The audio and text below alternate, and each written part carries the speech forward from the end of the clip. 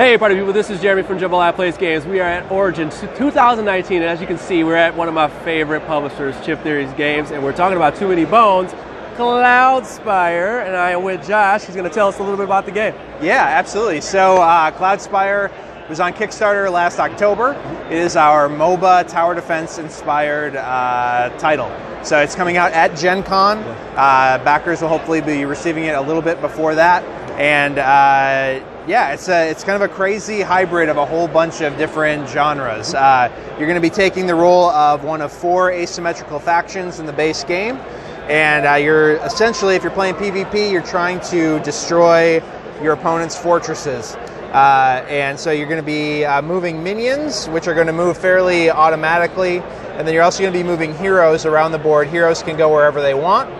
And you're marching toward your opposing fortress trying to destroy it. That's the basic gist of the game. However, you also, I mentioned it's tower defense inspired. You have spires that you're going to be building on these source wells all over the map. If I can find some more. Those source wells are covered by landmarks that need to be cleared. Sometimes this guy's got some snakes underneath it. There's this Traxxar dinosaur roughneck guy going on. And once those are cleared, you can build a spire on top of it, and spires act as your defense, basically. So when units move within range of your spires, you're going to be rolling dice to attack them. So you're setting up your defenses. You're moving your minions automatically toward your opponent. You're moving heroes around the board, trying to level them up and improve them, gain levels and things along those lines. And then throughout all of that, you're gaining an energy called the source, which is the kind of income resource in the game. You can spend your source on upgrading your fortress. And as you unlock new fortress upgrades, you unlock new abilities for your factions. So this tracks your health, this tracks your income. And as you build up your fortress, you're going to become more and more powerful, and eventually somebody's fortress is going to fall. So I see these event cards over here. What's that about, man? Absolutely, yeah. So there's also an event phase in the game. You're going to draw an event at the beginning of every wave, and that's going to have some sort of overarching effect on how that wave plays out. So sometimes it's going to be a buff for everybody. Sometimes it'll be a debuff for everybody. Sometimes it'll affect how much income you're earning. All sorts of different crazy stuff happen with the events. Really kind of keeps everybody on their toes.